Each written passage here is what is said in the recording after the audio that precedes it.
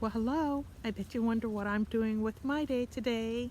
Well, it's been a gardening afternoon for me today.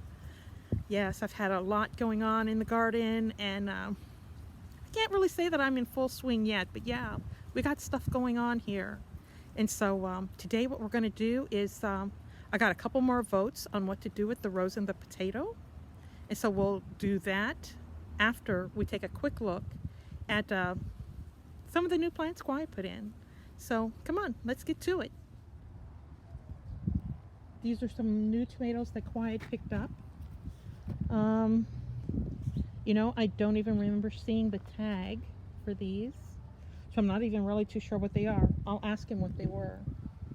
And then he also picked up some zucchini plants. That's another one of his, or yeah, I think that might be the volunteer. He put it in the ground. He said it was big enough. So let's go take a look at the other beds that he put some things in.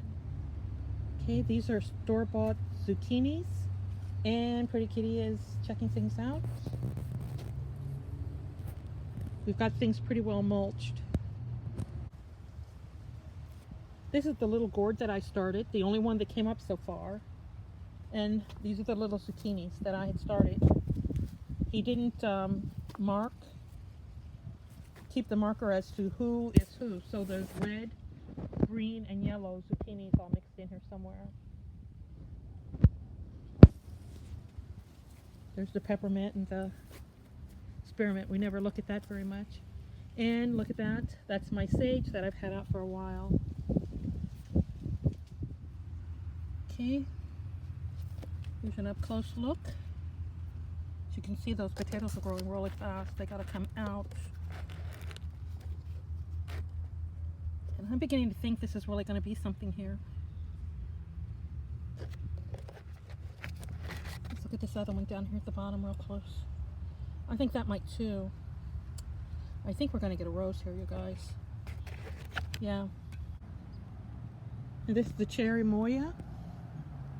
It's coming back. Got nice new little leaves on it. And now that we have a name for it, I am gonna say it often so I don't forget. So let's grab some snacks and go in. Let's go. We're gonna grab some of these peas.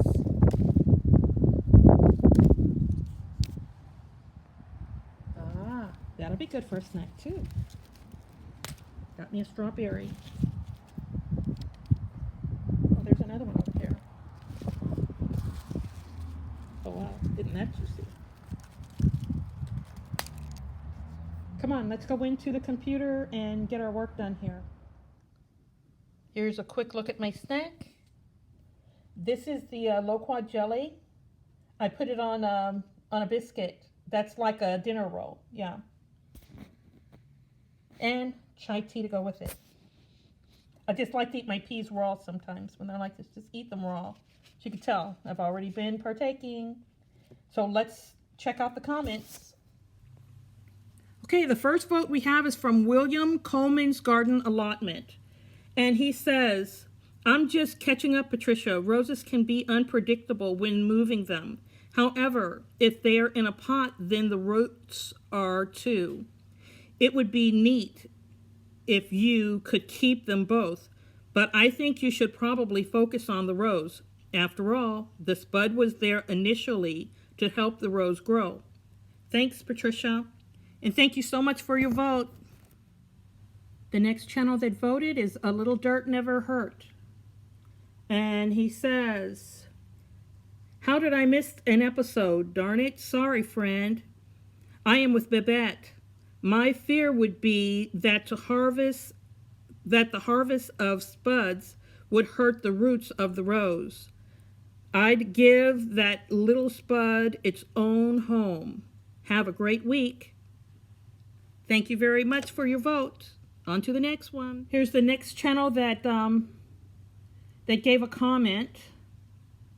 Nijin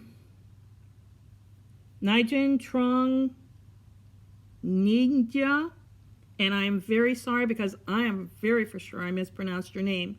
But I wanted to include you in this because you did comment. And it says, view other videos, my friend, thanks. Thank you very much for commenting and viewing and subscribing. Thank you. On to the next. Here's another channel that left a comment. Simple Life of Me. And she says, I always loved your plants and gardening. Well, thank you very much for commenting on this video. On to the next. The next comment is from Garden City Food Forest. And she says, your spam comment had me cracking up. I agree with the masses. A larger pot, cool experiment. It's working. Thank you very much for your vote. The next comment comes from The Life of Geese. This is a fairly new channel, you guys. Let's see what he says here. If the rose has roots, then separate but plant both. Excellent advice. Thank you for your votes. Now, this is the last video we're taking a vote on because the potatoes are getting pretty big in there. And I have to make a decision like soon. So what I've done was this. I went back to square one. Very basics. What you learn in science about doing experiments. I made one mistake. I don't have a control plant. And that's what I should have done. I should have had a control. And then another plant too. 3 of them. Put in the pots at the same time. That way, I'd have my regular experiment and I'd have the control. But then I'd have another plant that I could explore with. So when the potato plant came up, I could see what would happen. But yeah, I'm going to stick with the original plan. The original plan was to see if a rose would grow in a potato. So that's what I'm going to do. However, I do have to prune my roses all the time. And I do have potatoes in the house. So the next time I prune them, I might just do 2 more pots just to see what happens if I actually leave a potato and a rose in the same pot. Of course, I will start them out in a bigger pot as well. So I want to thank you all for voting. And I want to thank you for spending some time with me. And hey, it's time for us to go. I still have like an hour left of sunlight. And I am going to use it because I'm going to finish off my tea here now that it's nice and cool. And yeah, back to the dirt I go.